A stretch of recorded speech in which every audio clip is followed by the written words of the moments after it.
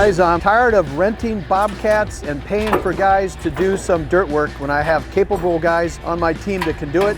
So today I'm here at Bobcats of Omaha to pick up a brand new machine. So I'm gonna take you guys along for the ride and show what it's like to buy a new bobcat.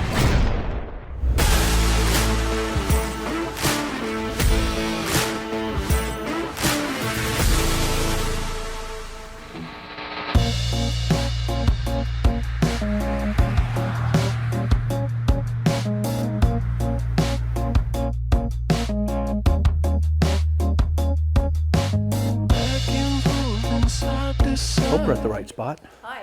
Hello. Looking for Dustin? Yeah, that's him in the camouflage. Okay, well, we're good. You don't see him. He's in camouflage. Yeah, it's hard to see. All right, well, let's look around while he's doing his thing. Just check out stuff. Yeah, this is cool. Look at even all the back tires turn. It's like one of them new Hummers. I tell Flair to get one of these so I can borrow it. Isn't that impressive? Little tractors. Well, you can fill up your toy shed in a hurry here. Just bring a big checkbook. You're Dustin? I don't know if you're ready. I'm Brad Brown. Here to. All right, nice meeting you too. So my sons are on their way out here because I want them to figure out how to drive this thing. I'm the guy that buys them, and then they're going to figure out how to drive them. But eventually, I'd like to figure this out. Shouldn't be too bad. We can move around, and or do you mean ready to start doing paperwork, huh? Paperwork, and I go grab it. How many bobcats do you guys sell here? You have quite the setup. You want a month or do you want a year? Oh, well, I guess, I don't know. The big number would be the year, right? It's kind of one of those questions. How do you answer it, right? Just brand new machines, because there's all the trade-ins on top of that, too. Have you had difficulties getting with the supply chain issues? Are we out of that now, or is it still going on?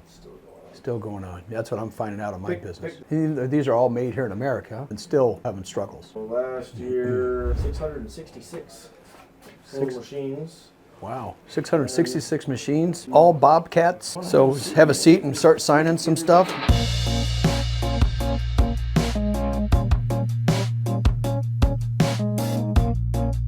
Okay, all right, well, we got the keys. Now we need a bobcat. I'm not even sure what number. What did we buy? What rig? D66. See? I think it's just like that one right there. Oh, is that right? So it looks like this one? All right, let's get a little quick preview of what it's supposed to look like. So it's heat and air. This is not it, but it's supposed to look like it. I know it has Bluetooth. There's supposed to be a stereo in it, which that is nice. Backup camera. I'm gonna let Nate figure this thing out, and then I'll get lessons out of my land once I get out there. It's fitting for my lifestyle. Not my lifestyle, but my job. I tend to buy things and then let everybody else figure out how to make them work, and then I go back to work. Is that a good sign when a tow truck brings in a bobcat? Kind of busy here with bobcats. I'm sure the situation is if your bobcat breaks down, I don't think you just get in it and start driving down the street for 15, 20 miles and drive it to the shop. Might as well just have these guys come pick it up and they just deliver it and they get it fixed and away she goes. So while they're shining up the bobcat, giving it a rinse to make sure it's a good looking bobcat when we pick up for delivery, we're gonna go inside and get chains because I was told by law you cannot just put straps on a bobcat or a piece of equipment on a trailer. It has to be chained down, so let's legally get set up here. Do I talk to you about chains, buying chains to these guys? Talk to you about, Trav, you're the chain guy? I'm everything. Oh, he does it all? Well, good. I have to, well, since we're just buying a new bobcat and we've got a trailer, but we need to be able to rig it up properly. So okay. Can you set me up with what I need? And Yeah, then, absolutely. Yep. So I understand these are not legal. Is that right? Yeah, no. I mean, you can do it, but you got to have 4 points. You're better off with chains if you're going to do. Okay. Yeah, I'd rather do it the right ways. Yeah. Do you have to have 4 points? I mean, so Technically 4 points of contact. So one chain can wrap it around as long as you lock. We do. So we go from one corner to the D-ring, over to the other D-ring, and then up, and then. What I don't have on this trailer, it's a flatbed. It has those squares on the outside edges. I don't have. It'll be so fine. We still work. Okay. Yeah, they're not as easy as like the D-ring style. Okay, but, but then eventually I'll update that or add those Yeah, D-rings. you can add 'em. Okay, Yeah. okay. Yep. You want to set me up with what I need? Well, Yeah. Do you want to go with 2 lever styles? I would just. or do you I'm so want- new on this. You would tell me probably 2 of these and Like 2 I of said, those. I go with 2 of them. Okay. Some guys do like their first one. They do this, and then they can cinch everything up tight with that. Okay. I can usually get it tight enough. Yeah, I can with do 2 it of them. on these. Yeah. I'm as a kid back in my day mowing lawns, I cinched down the old lawnmowers and So tractors. you know exactly. Yeah. Yep. You just we okay. get you Let's 2 go of with those. All right.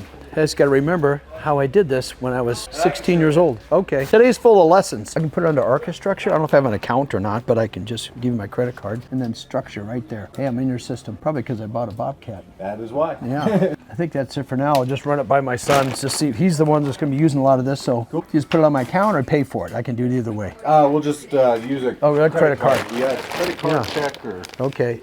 That means more air miles. That's right. The more I spend, the more I get to go on vacation. It worked again. All right. It's always a good start. That's a good sign. You guys want to guess the weight of the chains? Eugenia would say pesado. That means heavy. These little boogers. So Nate, are these the ones you're used to for strapping them down? You have the other kind. I usually get the Is that? What's that? You like the other one? That strap? The orange ones? Yeah, like, or the ones that crank? But Yeah. Great. You want one of those? That right there. There she is. There goes our bobcat. So what that's you exactly, do? you'll have it open like this, you put it, and then just it'll cinch it tight. You'll Yeah. get to a point where it's too loose and then it'll be too tight. So Yep. it's got to find it right in the middle, and Yeah, then and it tightens her down. sometimes, a good idea to get like a pipe or something To really leverage yeah, it in. Leverage. Yep. Well, do you want? We can buy some of the other one. Get another one of those too. Do these work better? Or are they I like these. They're fast. Okay. I have that other one that's sitting in the trailers all the time. They kind of Hard get to gummed stand. up. That was our bobcat that passed us, wasn't it? It looked clean. I don't know how much shiner it can get. Jeez. All right. She's off the ground. It's almost like a two-man job unless you go up so far. This could be it. It looks clean.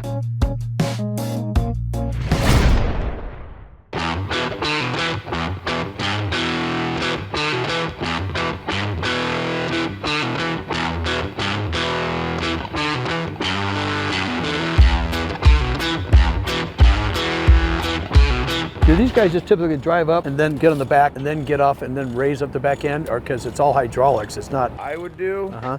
Is this the truck that's going to be pulling it mostly? Yeah. Uh-huh. Let's get it up there. Just leave the machine running, then level yourself off. Best way to do it. You want most of your weight. Weight on the axle, on the tire, right on Right that. here.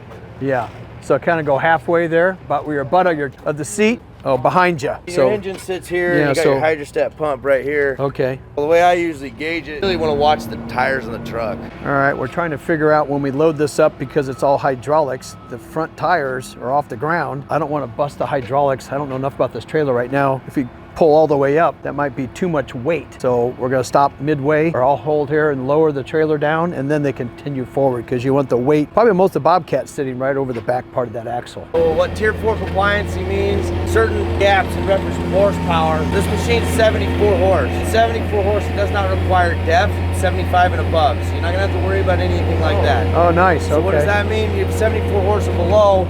We get into the diesel fuel, straight number 2 or number 1, but no biodiesel. Yeah, where would you run into bio? At a gas station or something? So where we've run into it around here, yeah, gas stations or co-ops might sell it. So when you get into winter months, they're going to sell it as a winter blend. Oh. So they'll get a number 1 and number 2, which is what it should be for a blend, is them cutting those two together. However, the problem with when they cut it is that they have to have so much biodiesel on hand, so they'll cut biodiesel into their winter blends. So the other thing is, when it comes to additives, do not use anything that's ethanol based, or it says cetane boost. Brands that are absolutely labeled inside your operator's manual. Power Service 911, worst stuff you can ever buy. We recommend BG products. We sell them here. Schaefer's does pretty good. Howes is a decent brand. Just don't use anything that says cetane boost or And ethanol. why would you put that in? Months. Winter months, just so it doesn't gel up, stuff like that, or for Being that it's a Tier 4 machine, so Yeah. like older machines that were like Tier 3 or Tier 2 compliant, it was like a fuel dump. You get this huge puff of black smoke come off every time you started. You throttle up, big black smoke. What that was is excess of fuel burn off. Okay. So with a Tier 4 machine, since it's electronically timed injection with a fuel cooler, ethanol base would just score your head gasket, or score your head gasket. burns score too your- hot, huh? Yeah. Because it's electronically timed fuel injection, every time you throttle up or throttle down, exact amount of fuel needed for combustion. So you're not really saving anything by running it at an idle. it automatically Um, gives a proper blend then or something? Yeah, mixture, okay. But we recommend that you go half throttle or greater for a half hour or longer, because it does have what's called a diesel oxidation chamber. So we don't have a diesel particulate filter, which is what most brands are using. What a particulate filter does, it's basically sifting off the soot. Go a half throttle or greater for a half hour or longer, and it's gonna burn off the soot in that diesel oxidation chamber. And the best way to think about this, if you took your car and you just drove around town in an idle, same concept, it'll clog up that catalytic converter. Most people get it up to temperature by driving, right? They get it up to speed and temperature. You're usually driving 15, 20 minutes, but it'll get up to speed. Same difference. The only difference in a skid loader is you gotta tell people that, because not everybody's driving one of these every day. This is a 500-hour fuel filter, hydraulic filter, 500-hour. Engine oil filter's right back by here. And these also a 500-hour. There's no break-in service required on them. So when we come into your daily maintenance, everything I just talked about is service. Preventive maintenance is always the best though, so make sure you're keeping track of it. Everywhere you see a pivot point, there will be a grease. Like this one we gotta go through, but it's right here. here. Do you know how many there are on There this thing? is, if I took this machine, I cut it in half, there's 11 per side, 22 total, not including the undercarriage. I haven't got to that yet, but the undercarriage has one that's just for grease, track tensioning. How do you get to that one? That plate right there. 11 total, 22 per side, but everywhere you see a greaser, the ones that everybody tends to miss, are usually the ones in the most obvious spots. That right there is your power bob tats, or your wedges. You got up top, you got down low. The battery, in the back you saw a jumper cable, like it's just basically a battery jump, I guess. Your battery actually sits directly below this foot pedal. 2 bolts here, the 3/4 inch. This cab will actually lift straight up in the air, and you'll have direct access to the battery. It's underneath the cab. These 2 bolts right here. Just those two One there. there Huh? and one there. But if you wanted to jump, do you have to get access to there, or you can cheat Use from the back? Yep, cheat from the back. As long as it's a molly. The reason I came to this side, cab filters, one outside, one inside. Look directly behind the seat here. You're gonna see another filter there. So you've got your inner and your outer. As long as you see oil on that gauge, you're good. If you come into here, you look at anybody else, or some people are gonna ask this because it's been kind of new. If you got anybody else that's on, on job sites and what have you, they ask you why your oil is blue. The engine oil is still straight, 10W30, 1540 stuff, but Bobcat, I think our equator portion here was like Kansas City. So like if you're north of Kansas City, we're using what's called an it's like a year-round hydraulic oil. And that just means it's going to do better in winter applications. So with us having changing seasons, Okay. oil changes, engine oil changes at 500, fuel filters at 500, air filters is needed. Hydraulic fluid. This is not a fluid we want to be changing often. Okay, we're going inside. I wonder if he has to sit on Nate's lap and give instructions, because there's not a lot of room for 2 guys in this. So the only thing I'm seeing right now is this. So I hope the view gets better.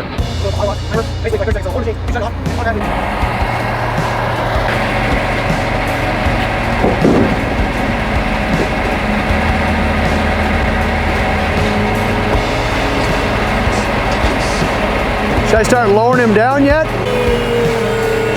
Oh, that back tire got.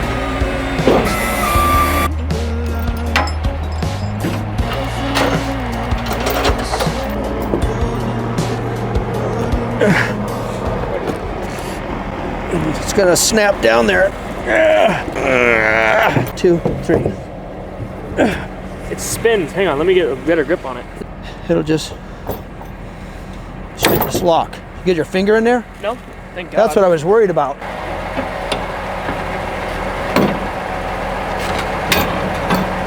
All right, that's impressive, thank you. I thought I had a clean getaway, but then we're back for, I need a metal pipe for leverage.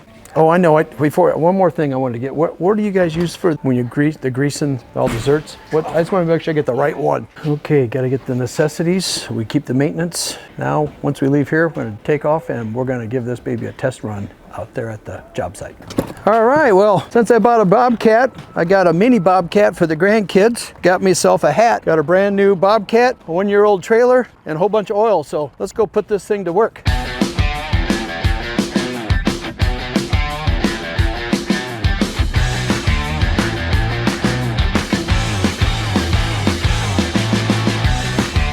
All right, guys, I'm back at Flares, and as you know, it's been a muddy mess here. As you can see, it's still muddy over here. We've been doing our best to get the job site, trying to keep it nice and neat. So Chad the dirt guy dumped a bunch of rock here, was able to add so I can get my carpet guys in, because that's real important. We keep those stuff nice and clean. But that rock pile, I'm thinking that's a perfect challenge for me to try out my new Bobcat. I have no skills at this thing, so this could be very entertaining for all of us. And I hope if I come over here, my goal is to figure out how to get all that rock in there without banging into anything and not taking like all day to do it. So stay tuned. This will be very entertaining to watch. Okay, this is what you call on-the-job training. This will be my first time getting in this Bobcat. I do know how to start it. It'll be interesting to get that rock pile at Flares all cleaned up. I'll make you proud. So fingers crossed I survive this. Got a place for my phone. It has Bluetooth, but I can't play music because then they won't let me run my video. Let me see, I have to, I gotta put this down. All right, I think the door might even have to be closed. I don't know what it does to start. There, I did that. That's perfect. Oh, now it's waking up. There we go. All right.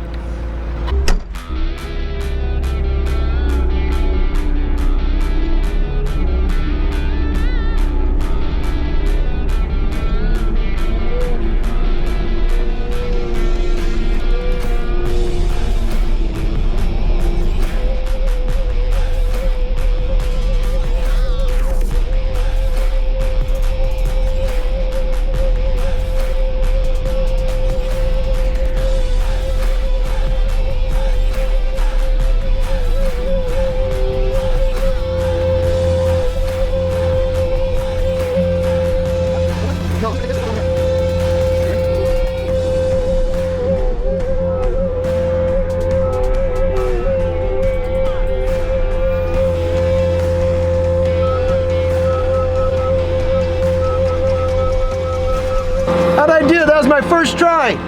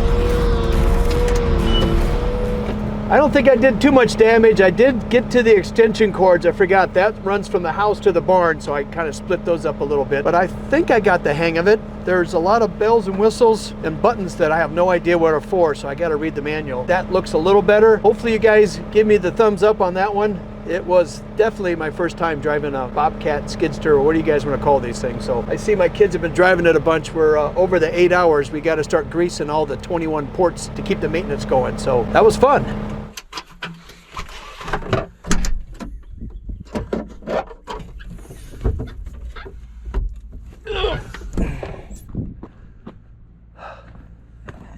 Hi, I'm Brad the Builder. Today I'm here to ask for your help. We have a member of the Brad the Builder family, Colin Doyle. He is in a wheelchair. He's also an ex-Marine that has toured in Iraq and has 2 Purple Hearts.